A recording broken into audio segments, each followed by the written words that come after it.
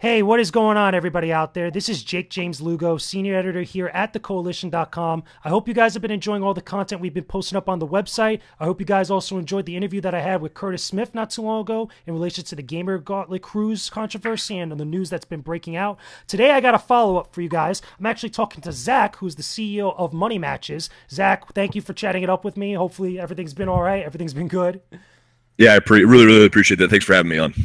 Yeah, sure, no problem. So we're going to just ask a couple of questions just to kind of get some clarity on a lot of the stuff that's been going on with the news ever since it came out, because you did a Periscope video that came out on a whole bunch of different forms of social media like Twitter, Instagram, etc., where you basically, for all excessive purposes, blew up what went down with the Gamer Gauntlet Cruise, correct?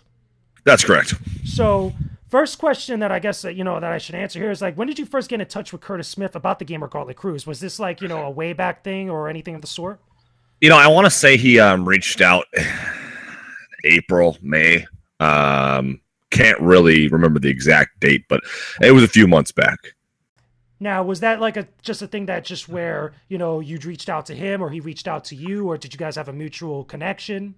No, he reached out to me personally. He got through my channels, and he got our director of PR, I think. And they reached out saying, "Hey, it's Gamer Cruise. You want it?" I'm like, "Fuck yeah, I want it. It's a fucking boat. I'm in." And so obviously we got to talking with Curtis, and then we cut a deal. Yeah. So again, it sounds like it would have been a good idea, with anybody just hearing that at first glance. Because again, Gamer Cruise, I don't think there's been a gaming themed cruise done to this point, or at least, at least to this date. So yeah, not the way he wants to do it. There's like D&D con cruise and stuff like that, but the way that he quote unquote envisioned it, I don't know if it was his idea in the first place, but the way he envisioned it sounds great on paper. Interesting. So let me ask this then. When did you start to first question everything that was going on, and what prompted you to kind of like, take a second, third, maybe a fourth look at everything that was happening? Did something tip you off, or did something just, just not sit right with you? Yeah, we started to get a little worried when his right-hand man, who I'm sorry I can't name until after the 1st of August due to legal reasons, but his right-hand man, who I got to know when I was at E3, all of a sudden left. And it was really concerning to me that he left, because why would he leave? And so I called him up and I said, "Hey, what's going on?" And he said, "I'll talk to you when you get here in Atlanta." So DreamHack Atlanta, flew out, we talked some things over, and that's when I finally, started to get a little bit more information on what was going on with the Gamer Tech Gauntlet Cruise. Interesting. So overall, before any of this stuff happened, before things started tipping you off and things started to get a little bit kind of, worrisome, how long was the planning process ever since when you guys first started connecting and until up to this point? Like, had it been a while that you guys were talking about Gamer Gauntlet Cruise in general? Yes, it had been a few months. So with that being said, then, okay, did you have any sort of conversations with Curtis beforehand when you actually did the Periscope video? Like, did he know that you were recording him, or did you have any sort of like, pre-talk about what was happening before you posted it up on Periscope? Yeah, it's funny because I actually listened to his interview, and 5 minutes into it, I wanted to stop. The only reason I kept listening because your journalism is actually really good. Thank you. My pleasure. But we actually knew I was recording, and him and I have conversations all the time, and I tell him that I record every conversation because I like to read back and listen to him and go back and do all that jazz. So yes, he knew I was recording. There was lead up to that conversation. I gave him multiple chances in text messages, in SMS messages, emails saying, "Hey, is there anything you want to tell me?" And then nothing came from that. Right, exactly. He goes, "No, everything's fine. Everything's great. Everything's dandy." And so it escalated to that point.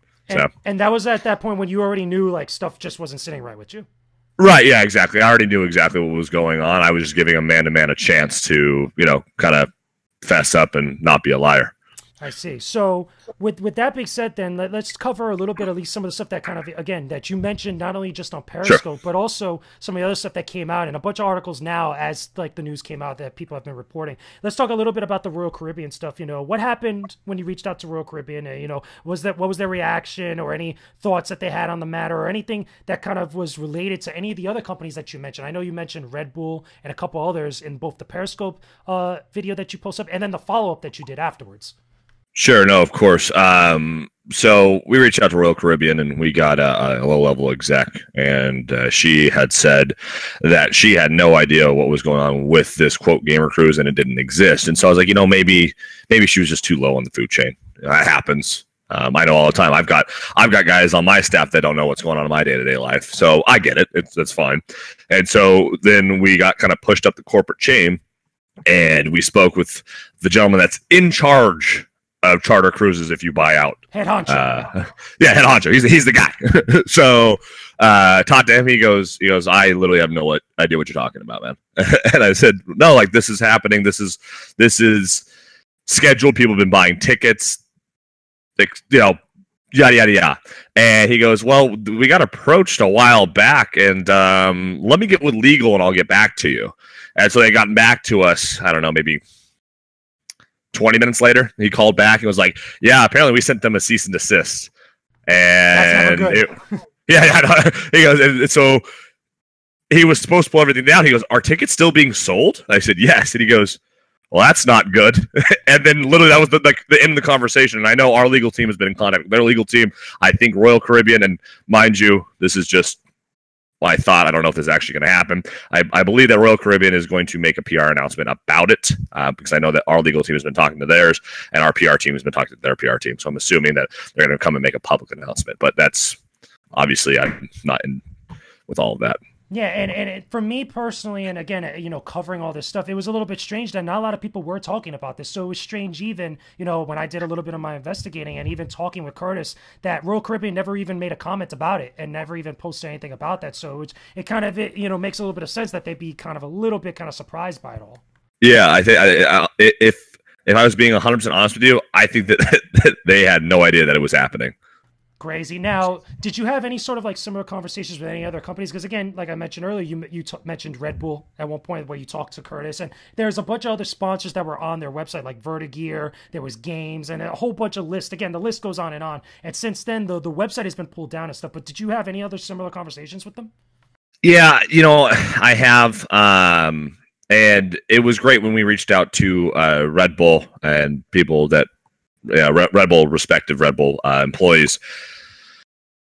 I see. So esports Red Bull was never a part of it. Red Bull Media was. Red Bull Media is the same people that go around and send those cute little girls walking around with with backpacks. I had a party at my house last night. I could have called up Red Bull Media and be like, hey, you want to bring me free Red Bull? And they would have done it. It's just that's not a sponsorship in my mind. That's not them coming in with money. That's not them coming in and doing anything. So, respectfully, I believe that Red Bull has all the way pulled out. I don't know, to be honest with you, but I know for a fact a lot of the companies that were quote unquote involved were not actually involved. Curtis was just talking to them, like games and other companies like that. They were just having conversations.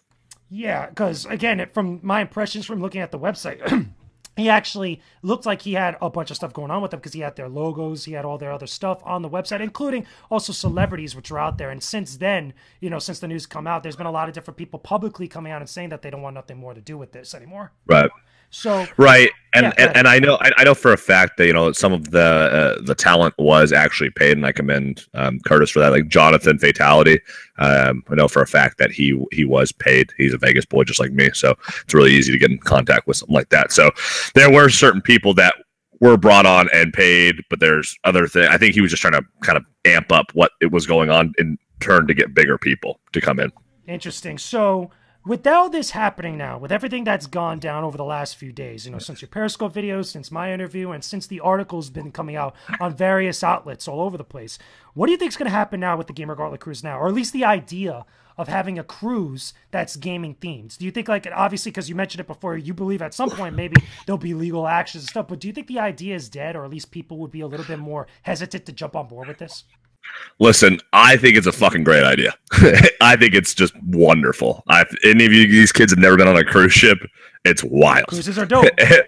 And now mix wild with video games and then private island. Come on, like that's a great idea. And for one, we would always back a cruise as a company. Me as a person, I always would back a gaming cruise. I just think now people are going to be a little wary because obviously this was a fallacy, and it kind of sucks. It kind of taints the whole idea. I would love to do it. I would personally do one after this, but it's just how long do we have to wait? What will it take to get people to trust back into that? Yeah, it seems like, again, a lot of people are looking forward to this. You know, a lot of people seemed like they were, at least the people that had bought tickets, or at least were talking about it on social media, were enthusiastic about it. But Yeah. I could understand people being very hesitant now, something like this going down. Maybe if there was a different company involved. I know that Curtis at one point said that even if things don't work with Royal Caribbean, he would go towards another charter or another company. Yeah, he's a fucking liar. Honestly, I'm sorry. I listened to your interview, and anyone that listened to it, you can just tell the guy's a fucking liar. It's just what it is. And call it what it is. Call it, you know, say that's unprofessional, but he can't go get it. Obviously, he can't even get Royal Caribbean, who he's been trying to push for the last 6 months to do it. Why that? Who would do it? Carnival Cruises, Alaskan Charter. Maybe he just get a little pontoon boat. We can actually have a really good cruise. It'd be $10,000. You probably afford that. I think it'd be even more crazier because since Royal Caribbean, you know, after all this stuff, I can imagine the other bigger companies like Carnival or any other cruise lines would be hesitant. They won't touch it. Yeah, exactly. They won't touch it. Exactly. So, do you have any, like, you know, thoughts or final words, you know, before we wrap this up? Sure. Where, you know, if you want to say something either not to just to the people that were probably hoping this will go down and we're really looking forward to this, but also to Curtis himself. You know, now that, again, I've had my interview with him, he said his piece. And again, if you guys haven't listened to this now, you haven't heard that interview, I encourage you to do so. There'll be links in the description box below. But any other, like, words maybe, you know, since if you haven't talked with him since, that you might have for him right now?